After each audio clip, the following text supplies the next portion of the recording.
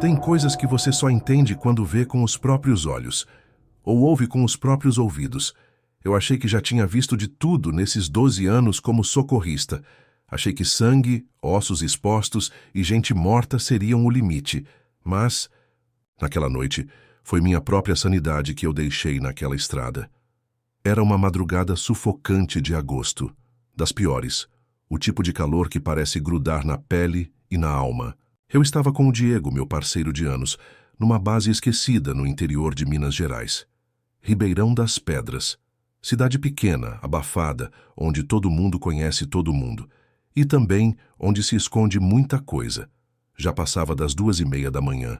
Estávamos terminando um café ralo e falando besteira, tentando matar o sono, quando o rádio da viatura chiou.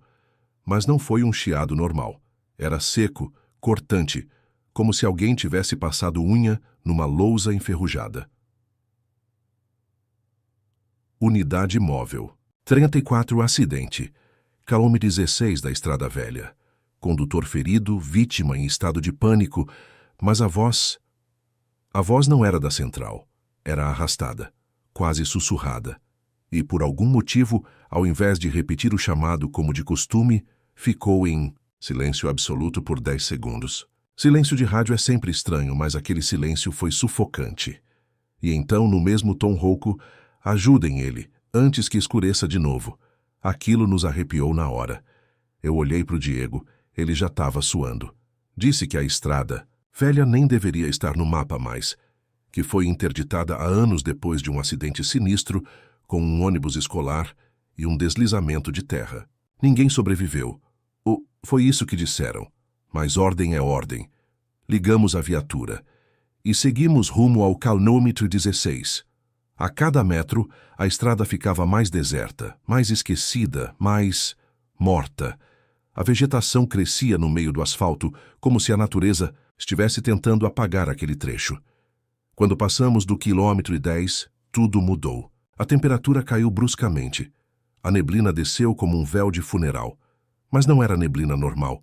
Era densa, escura e tinha cheiro de ferro velho e sangue seco.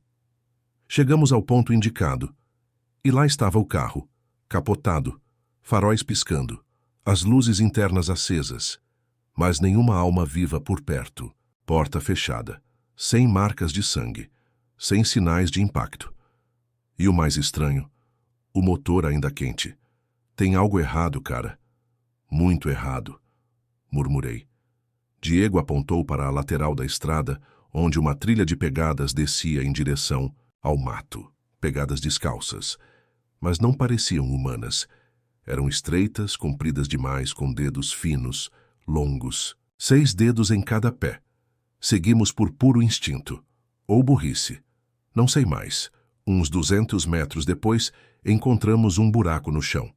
Um círculo escavado na terra, com símbolos gravados em volta, desenhados com ossos de animais e pedaços de tecido. Parecia um tipo de altar, e no centro havia uma pele. Sim, uma pele humana, estendida, como se tivesse sido arrancada com precisão cirúrgica. Era recente, quente, ainda pingava. Nesse momento, o rádio da viatura que estava com... A gente instalou de novo. Ele está acordando. A voz veio acompanhada de uma risada. Um som grave, inumano, como se várias bocas estivessem rindo ao mesmo tempo, de dentro da terra. Corremos de volta. Mas a ambulância estava diferente. As portas abertas, os bancos rasgados, as paredes, internas sujas de algo escuro. Não era sangue. Era mais grosso, como se fosse piche vivo. No chão, nossos equipamentos estavam derretidos. Derretidos como se tivessem sido deixados no fogo por horas. E a maca tinha marcas, arranhões, profundos, como se alguém ou alguma coisa tivesse sido amarrada ali e tentado escapar. Diego queria ligar a ambulância e ir embora na hora. Mas quando ele entrou no banco do motorista, paralisou. Cara, tem alguém no retrovisor? Olhei. Não vi nada. Mas então ele começou a gritar, alto, como se algo estivesse enfiando facas nos olhos dele. Ele chutava o painel, batia a cabeça no volante e gritava o mesmo nome. Ela tá aqui! Ela tá aqui, não olha para ela, foi quando vi. Por um segundo, no reflexo da janela, uma mulher, de vestido branco sujo, rosto coberto por um véu ensanguentado, e mãos que não eram mãos. Eram garras, ossudas, rachadas, com as unhas voltadas para dentro da carne. Eu arranquei a chave. Saí correndo. Ouvi Diego continuar gritando dentro da viatura. Os vidros estouraram. E então, silêncio. Quando os bombeiros chegaram, chamados pela central quando perdemos contato, não havia sinal da ambulância. Não havia sinal do Diego. Só me encontraram ajoelhado no mato, tremendo, com os 2 tímpanos estourados, e um nome escrito à faca no meu peito, riscado na pele por alguém ou algo, durante o tempo em que estive fora de mim. Ela acordou. Fiquei internado por 4 meses.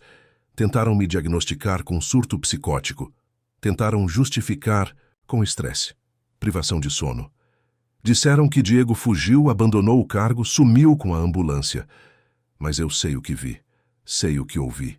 E às vezes, nas noites mais silenciosas, quando ligo um rádio velho, a mesma voz volta, sussurrando, que ele ainda precisa de ajuda. Eu jurei nunca mais subir num prédio depois do que aconteceu naquela noite. Não importa quantos anos passem, quantas vezes me digam que foi alucinação, que foi estresse, eu sei o que vi, eu sei o que ouvi. E o que mais me apavora é que aquela porta ainda está lá, fechada, esperando por alguém novo para atender o chamado. Era uma madrugada de quarta-feira, 3h11 da manhã. Estávamos quase no fim do plantão quando a central passou a ocorrência. Uma chamada desesperada vinda de um prédio residencial no centro da cidade. A voz na gravação estava distorcida, baixa, quase engolida por estática, mas o pouco que se entendia era: ela não para de bater. Ela entrou pela parede, meu filho tá todo torto. Meu parceiro da noite era o Mário, um técnico experiente, cético até o osso. Pegamos a viatura e seguimos em direção ao endereço.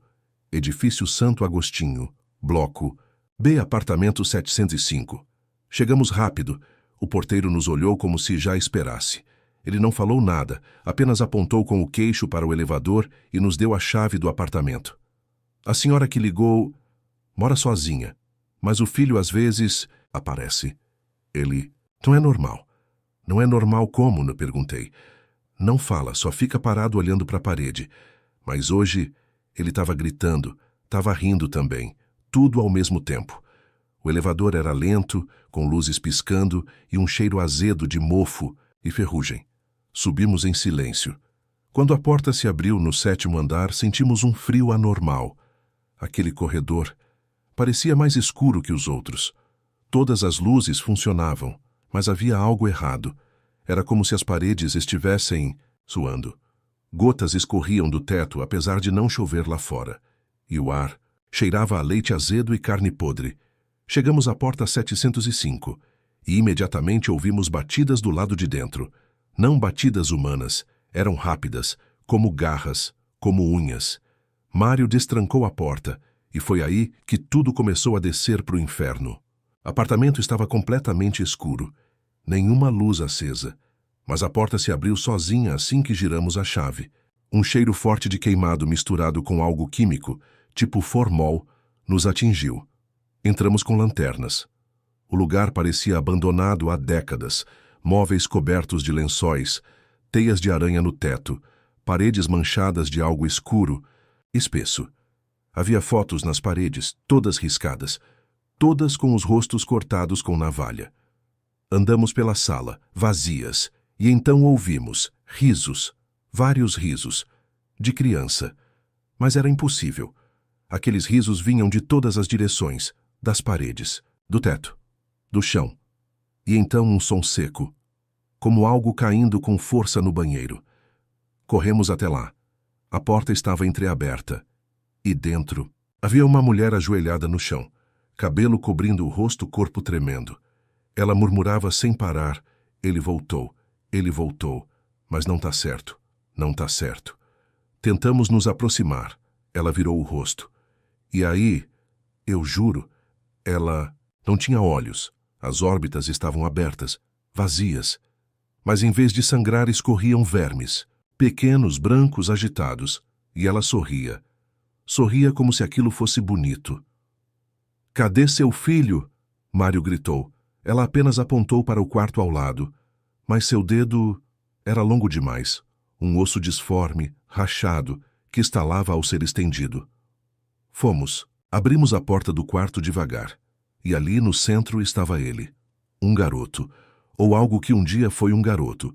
Tinha uns 12 anos. Estava sentado de costas. O corpo inteiro tremia. A cabeça pendia para o lado como se o pescoço estivesse quebrado. E ele cantava. Uma cantiga de ninar numa voz fina, aguda, mas cantada ao contrário. Nos aproximamos. E então ele se virou. Os olhos estavam costurados. Literalmente, com fio de cobre. A boca também. Mas ele continuava cantando. O som saía de dentro, da garganta, como se algo cantasse por ele.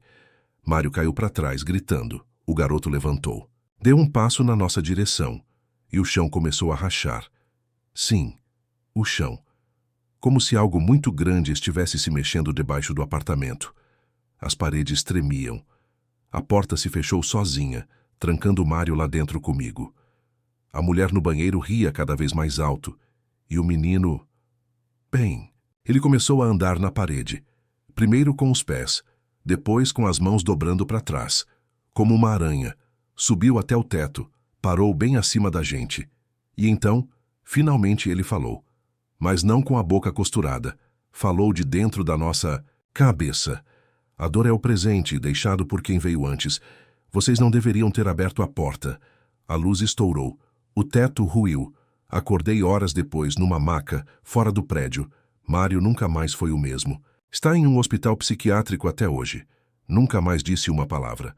A mulher do apartamento 705, segundo os registros do prédio, ela morreu em 1993.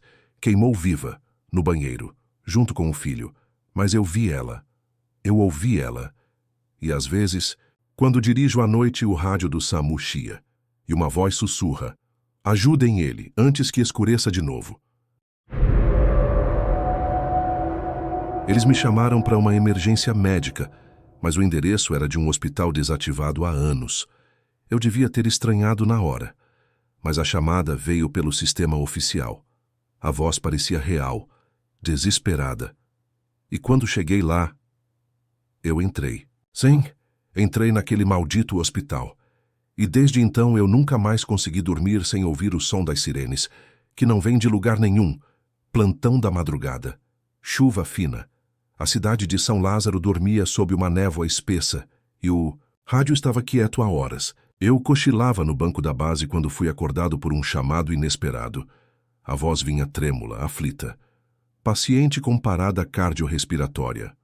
Hospital São Vicente, ala 3. Código vermelho. Respondi com o protocolo padrão. Confirmei os dados. Mas algo me incomodou. O Hospital São Vicente? Eu lembrava bem dele. Estava fechado há quase 20 anos. Era uma estrutura antiga, interditada após uma série de mortes suspeitas em sua ala psiquiátrica. O prédio ficou abandonado, cercado por rumores de rituais, pacientes desaparecidos e médicos, que, dizem, enlouqueceram trancados com os internos durante um blackout. Falei com o supervisor da central. Ele jurou que a chamada era válida, que o sistema recebeu diretamente do local e, por alguma razão, as coordenadas GPS apontavam exatamente para a entrada da antiga ala 3. Peguei a viatura, fui sozinho, e só quando estacionei diante do portão, coberto por eras e ferrugem, é que percebi. As luzes do hospital estavam acesas. Luzes fluorescentes, vibrando fracas, como se o lugar estivesse parcialmente acordado. A recepção, antes destruída, parecia limpa. Móveis intactos. Nenhuma poeira. O relógio de parede marcava 0307, o mesmo horário do chamado. A porta da frente abriu com facilidade. Entrei. O cheiro foi o primeiro golpe. Não era só o clássico odor de hospital velho. Era ácido, fétido, como carne cauterizada e químico, de embalsamar. Meus olhos arderam, mas continuei. Corredores brancos, silenciosos demais.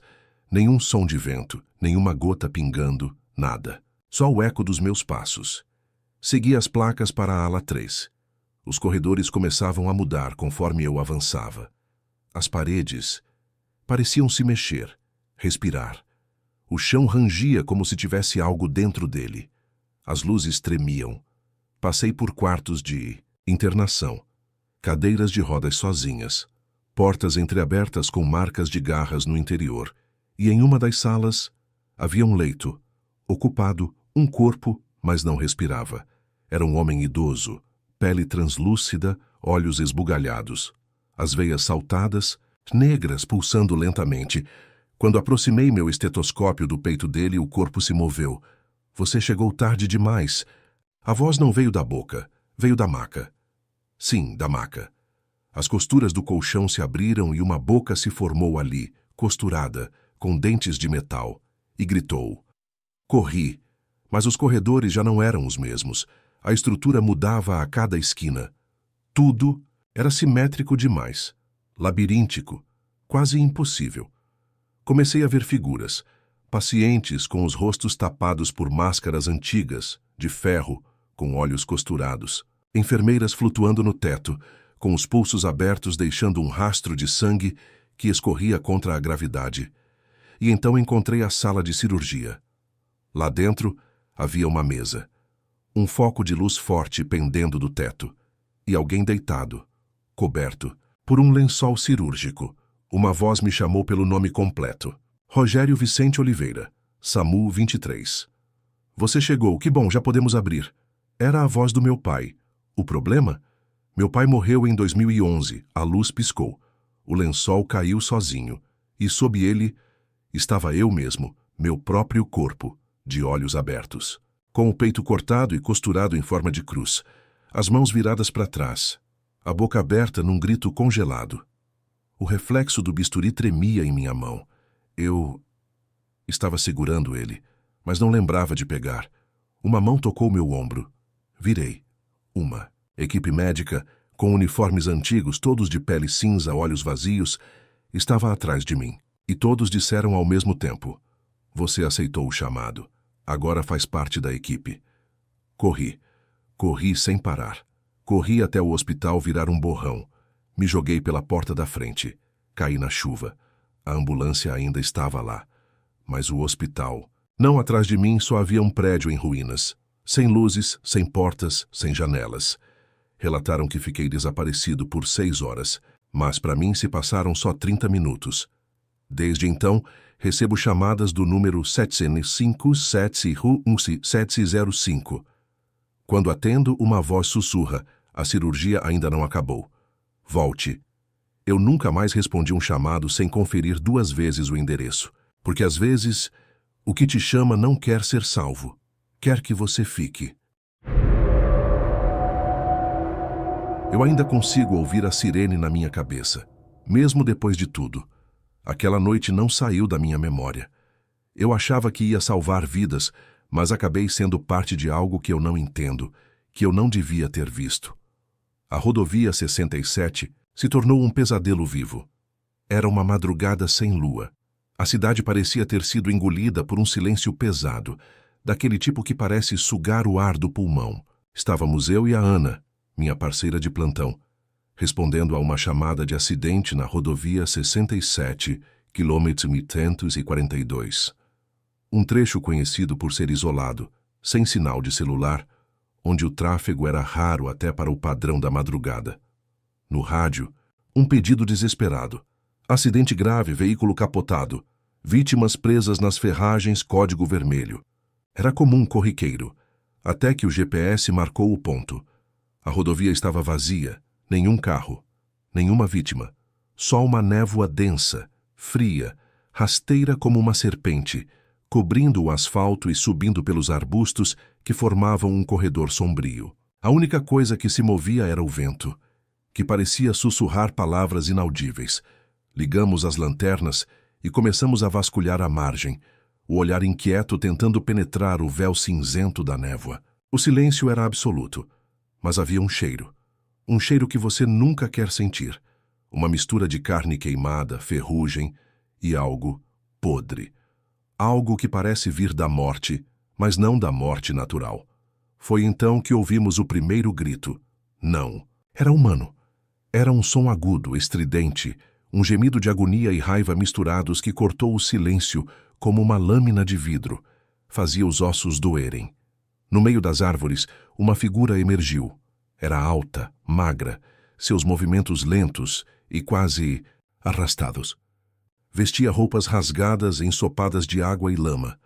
O rosto, parcialmente escondido por uma máscara antiga de ferro, quebrada em pedaços, revelava olhos grandes, brilhantes, sem pupilas, buracos negros que pareciam sugar toda a luz como abismos. Ela se moveu com uma lentidão assustadora, os pés arrastando no chão molhado, deixando marcas escuras e úmidas.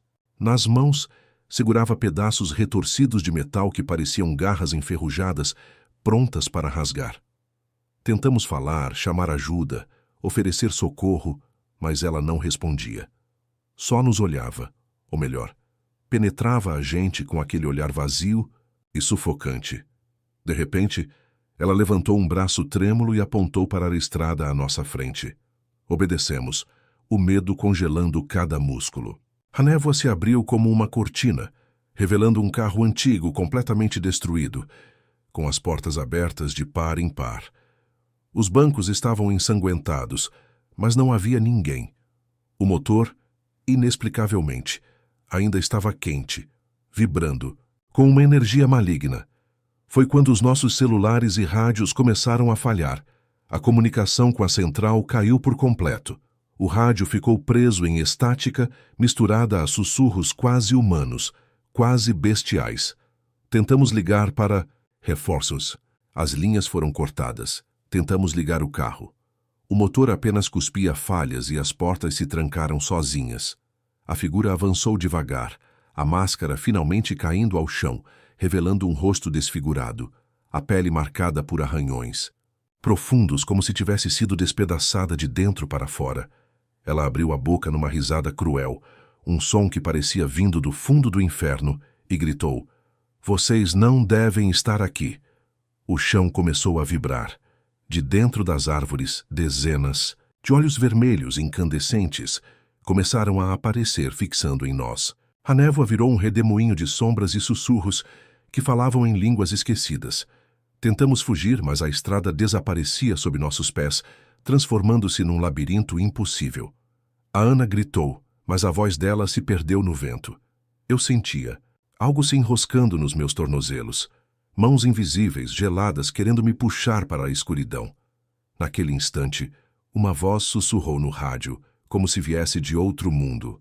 Não há saída, não há salvação. Desde aquela noite, não importa onde eu esteja, eu sinto olhos me seguindo. E quando a sirene toca, eu sei que eles estão perto, porque a rodovia 67 nunca deixou de existir para eles. E eu nunca mais vou conseguir desligar o rádio.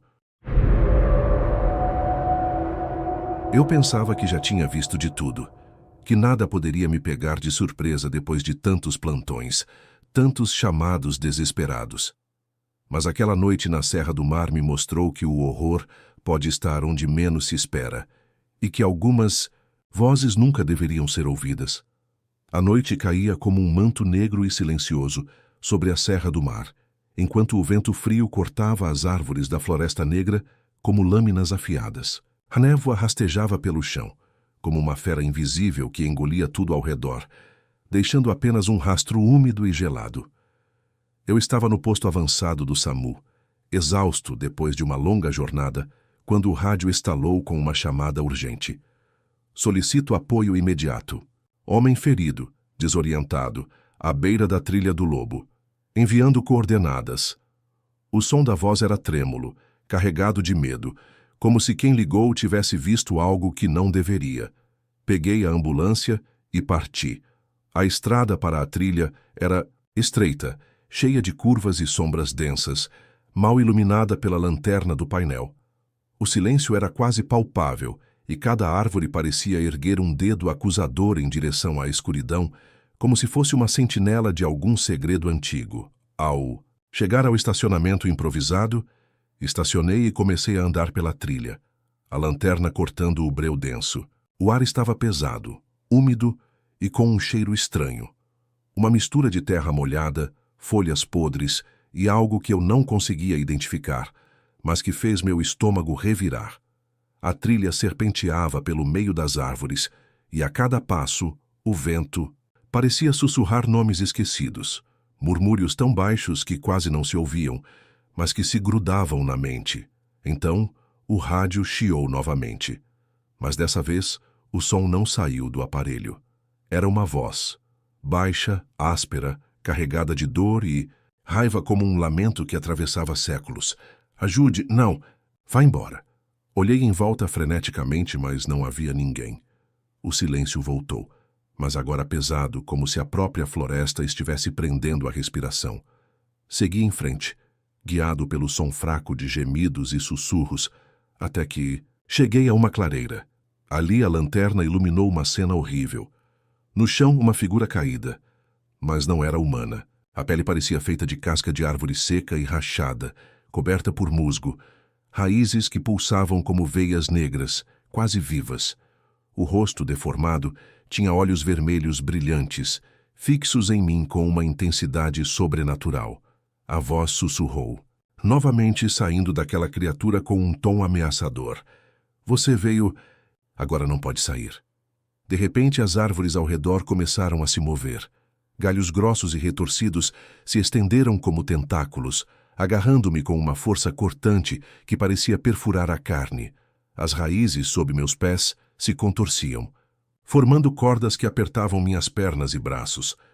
O chão se abriu em fendas negras e profundas, revelando um abismo sem fim. Mãos frias, cobertas de terra e musgo, surgiram da terra para puxar-me para dentro do subterrâneo, enquanto a floresta parecia sussurrar segredos antigos, promessas de dor eterna e esquecimento. Eu gritei por socorro, mas minha voz era engolida pelo som dos galhos quebrando e raízes se apertando. Meu rádio caiu no chão, e através da estática, ouvi a minha própria voz misturada a risadas que não eram humanas. Um eco distorcido do meu próprio medo. Quando finalmente acordei, estava sozinho na trilha, a ambulância desaparecida, as primeiras luzes da manhã filtrando-se pelas copas das árvores. Desde aquela noite, nada voltou a ser igual. O rádio ainda funciona, mas às vezes, no meio do silêncio da madrugada, ele sussurra meu nome, uma voz antiga, cheia de ódio e desespero, lembrando-me que a floresta não me soltará. Você não pode sair, e eu sei que uma hora ou outra ela vai me chamar de volta para sua escuridão eterna.